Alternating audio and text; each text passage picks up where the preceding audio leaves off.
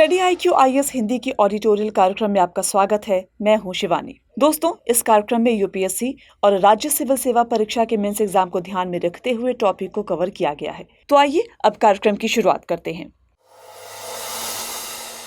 15 अगस्त देश की आजादी का दिन। आजादी एक ऐसा शब्द जिसे महसूस करने के लिए न जाने कितने प्राणों की आहुति स्वतंत्रता संग्राम के यज्ञ में दी गई। आज हम सभी इस आजादी को महसूस कर सकते हैं। 1947 में जब पहली बार दिल्ली के लाल किले से तिरंगा फहराया गया था, तब से लेकर आज तक के लगातार सफर में भारत ने नित नई बुलंदियों को छुआ है। आज फिर वो पावन अवसर आ गया है जब हम न केवल स्वतंत्रता सेनानियों को याद करें, बल्कि अपने देश के विविध पहलुओं को भी समझें। आप सभी श्रोताओं को स्वतंत्रता दिवस की ढेरों शुभकामनाएं। आज हम सब 77वां स्वतंत्रता दिवस मना रहे हैं। इस मौके पर हम बात करेंगे 15 अगस्त की महत्ता की, आजादी मिलने में अहम रहे कारकों की, साथ ही 1947 से 2023 तक के सफर में भारत ने आंकड़ों में कितना रास्ता तय किया, इस पर भी बात करेंगे। 15 अगस्त का दिन हर भारतीय को एक नई शुरुआत की याद दिलाता है। इसी दिन 200 सालों से ज्यादा समय तक ब्रिटिश उपनिवेशवाद के चंगुल से छूटकर एक नए युग की शुरुआत हुई थी। 15 अगस्त ही वो दिन था जब भारत को ब्रिटिश उपनिवेशवाद से स्वतंत्र घोषित किया गया और नियंत्रण की बागडोर देश के नेताओं को सौंप दी गई। जब भी देश की आजादी की बात आती है, 15 अगस्त और 26 जनवरी हमारे जहन में आते हैं। ये महज तारीखें नहीं हैं, इन तारीखों के अपने मकसद हैं, इनकी अपनी कहानी है। ब्रिटिश संसद ने लॉर्ड माउंटबेटन को भारत को जून 1948 तक सत्ता सौंपने की जिम्मेदारी सौंपी थी, लेकिन देश की स्वतंत्रता के लिए लड़ रहे लोग अब लंबा इंतजार नहीं चाहते थे। पहले भारतीय गवर्नर जनरल सी राजगोपालाचारी के मुताबिक, यदि ब्रिटिशर्स ने जून 1948 तक सत्ता हस्तांतरण का इंतजार किया होता तो उनके पास ट्रांसफर के लिए कोई पावर नहीं बचती। इस दौरान लॉर्ड माउंटबेटन ने 15 अगस्त की तारीख क्यों चुनी, इसकी वजह अलग है। फ्रीडम एट मिडनाइट किताब के मुताबिक लॉर्ड माउंटबेटन का मानना था कि वो इस पूरे घटनाक्रम के मास्टर हैं, तो तारीख तो उनके मुताबिक ही होनी चाहिए। उन्होंने 15 अगस्त का दिन चुना क्योंकि 15 अगस्त के दिन ही द्वितीय विश्व युद्ध में जापान ने सरेंडर किया था। माउंटबेटन के लिए ये तारीख इसलिए भी अहम थी क्योंकि वो इस दौरान मित्र देशों की साउथ ईस्ट एशिया कमांड के हेड थे, जो कि जापान की इंपीरियल आर्मी के खिलाफ लड़ रही थी। इस तरह माउंटबेटन प्लान के मुताबिक ब्रिटिश हाउस ऑफ कॉमन्स ने इंडियन इंडिपेंडेंस बिल 4 जुलाई 1947 को पारित किया, जिसमें 15 अगस्त 1947 को भारत को आजादी देने का प्रावधान किया गया था। भारत की आजादी की पूरी कहानी शायद आपको पता होगी, पर हम आज उन कारकों पर बात करेंगे जिनके बगैर आजादी मुश्किल थी। पहला कारक था भारत में बढ़ता हुआ राष्ट्रवाद। आज हम देश को जैसा देखते हैं, ब्रिटिशर्स के दौर में भारत की स्थिति ऐसी नहीं थी। भारत रियासतों में बटा हुआ था। इन रियासतों की आपस में बनती नहीं थी। लंबे वक्त तक ब्रिटिशर्स ने फूट डालो और राज करो की नीति से इन रियासतों को आपस में भिड़ाए रखा। लेकिन जैसे जैसे ब्रिटिशर्स की ताकत और अत्याचार बढ़े, रियासतें इनकी मंसूबे समझने लगी और एक होकर मुकाबला किया। 1905 में बंगाल विभाजन ने ब्रिटिशर्स की भारत की एकता को तोड़ने के इरादे को जनता के सामने ला दिया।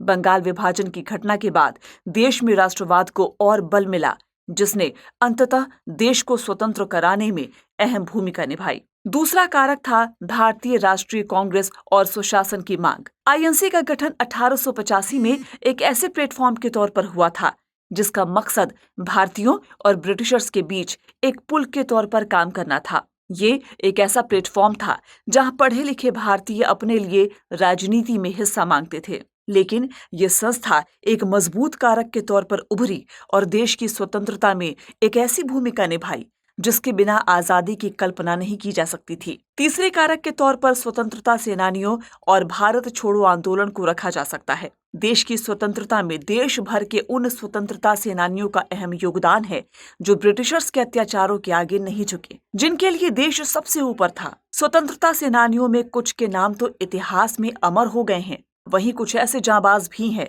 जिन्हें इतिहास में जगह भी नहीं मिली, लेकिन इससे आजादी की लड़ाई में उनका किरदार कम नहीं होता। वहीं भारत छोड़ो आंदोलन देश की आजादी की वो कड़ी है जिसने इसे अंजाम तक पहुंचाया। मार्च 1942 में ब्रिटिश प्रधानमंत्री चर्चिल ने ब्रिटिश संसद सदस्य और मजदूर नेता स्टैफोर्ड क्रिप्स की अगुवाई में एक मिशन भारत भेजा था, जिसे क्रिप्स प्रस्ताव के नाम से जाना जाता है। इस मिशन के प्रस्तावों को कांग्रेस और मुस्लिम लीग दोनों ने ही स्वीकार नहीं किया था। जुलाई 1942 में वर्धा में कांग्रेस की बैठक में भारत छोड़ो प्रस्ताव को पास किया गया।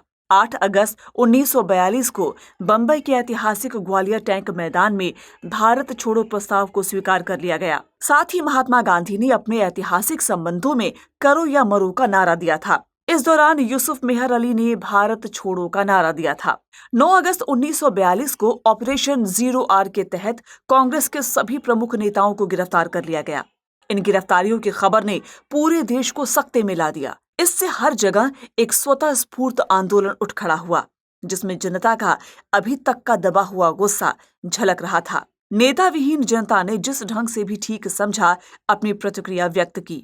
बार बार दमन से क्रोधित होकर जनता ने भी अनेक जगहों पर हिंसा की। ब्रिटिश सरकार ने अपनी ओर से 1942 के इस आंदोलन को कुचलने में सब कुछ लगा दिया। सरकार आंदोलन को कुचलने में सफल रही। 1942 का यह आंदोलन वास्तव में बेहद संक्षिप्त रहा, लेकिन इस आंदोलन ने दिखा दिया कि देश में राष्ट्रवादी भावनाएं किस गहराई तक अपनी जड़ें जमा चुकी थीं। ये साफ था कि जनता की इच्छा के विरुद्ध भारत पर शासन करना अब अंग्रेजों के लिए संभव नहीं था। चौथे और सबसे अहम कारक के तौर पर द्वितीय विश्व युद्ध को रखा जाता है। सेकेंड वर्ल्ड वॉर भारत की आजादी के लिए वरदान साबित हुआ था। इस युद्ध के बाद ब्रिटिश सरकार को अपनी औपनिवेशीकरण वाली नीति को बदलना पड़ा। द्वितीय विश्व युद्ध की शुरुआत के वक्त डीकोलोनाइजेशन मकसद नहीं था। युद्ध के समय ब्रिटेन के प्रधानमंत्री विंस्टन चर्चिल थे, तो वो इसे अपने एम्पायर को बनाए रखने का जरिया समझ रहे थे। लेकिन यूएसए के प्रेसिडेंट फ्रैंकलिन रूजवेल्ट ने चर्चिल को एक समझौते पर हस्ताक्षर करने के लिए तैयार किया, जिसे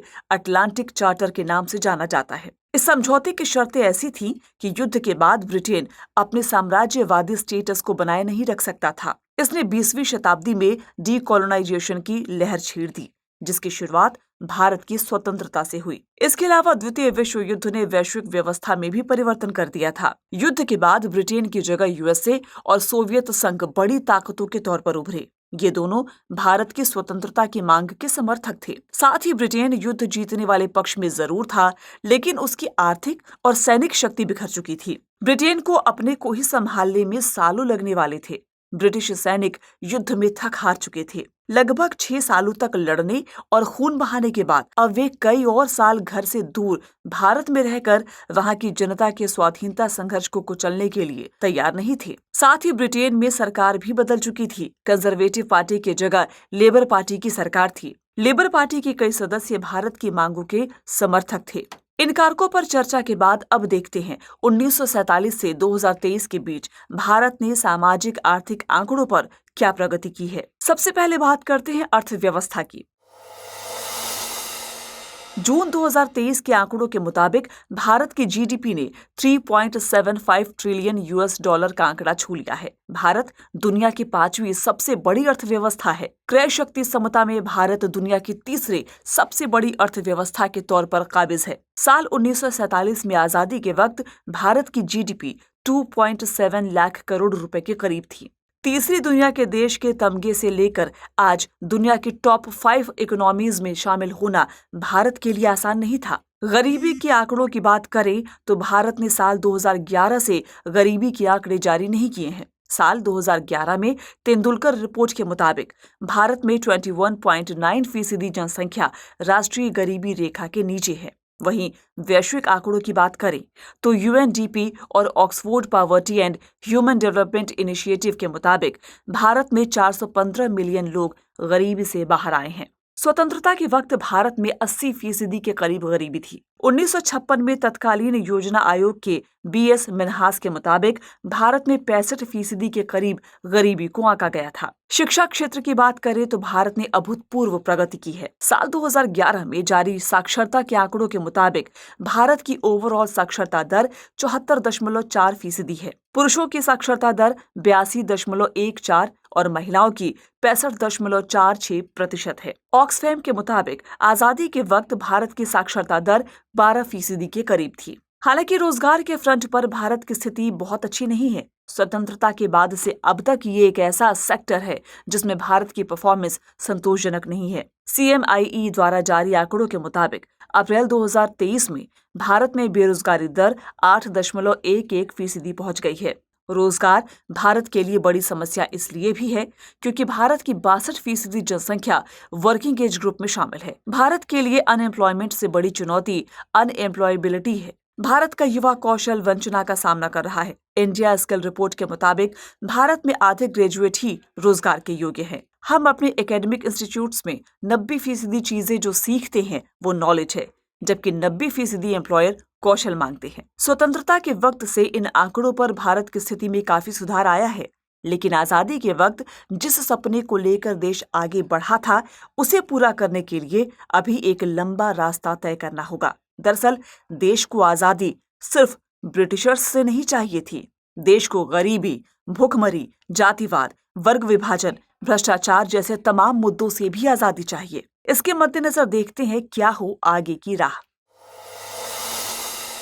आजादी के इतने बरस बीत गए, इसके बाद भी आज नई चुनौतियां देश के सामने मुंह बाए खड़ी हैं। 2023 में देश मणिपुर हिंसा, नूह दंगे और खालिस्तानी विद्रोह जैसी घटनाओं का सामना कर रहा है। इन सब का एक प्रमुख कारण है देश के विभिन्न समुदायों और हिस्सों के बीच बनी हुई दूरी। इसके कारण ऐतिहासिक भी हैं। इन दूरियों को पाटने की कोशिश शासन और प्रशासन के द्वारा शायद उस स्तर पर नहीं की गई, बल्कि काफी वक्त से इनके जरिए राजनीतिक रोटी ही सेकी जा रही है। इन चुनौतियों में हमें तय करना होगा कि समाधान का रास्ता कुछ ऐसा हो जिससे कि देश की एकता, संप्रभुता और अखंडता प्रभावित ना हो। दोस्तों, भारत ने 2047 तक एक विकसित राष्ट्र बनने का लक्ष्य तय किया है। इस लक्ष्य को हासिल करने के लिए मानव विकास सूचकांक के आंकड़ों में सुधार करना होगा।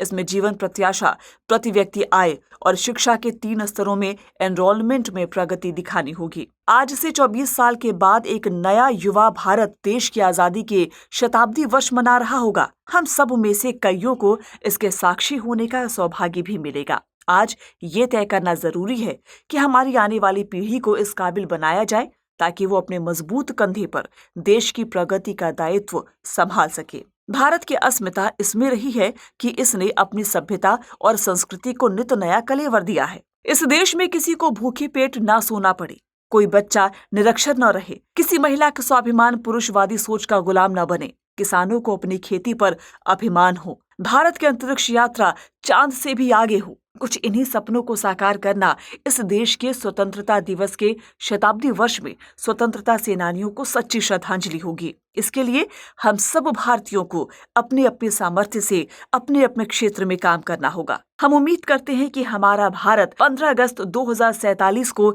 इन सपनों की पूर्ति का उत्सव मनाने के लिए जगे। जय हिंद। आइए अब नोट करते हैं आज का सवाल। क्या आपको लगता है कि भारत ने स्वतंत्रता के 75 से भी ज्यादा वर्ष बिताने के बावजूद सच्ची स्वतंत्रता हासिल नहीं की है? आप 2047 में कैसा भारत देखने का दृष्टिकोण रखते हैं? चर्चा कीजिए।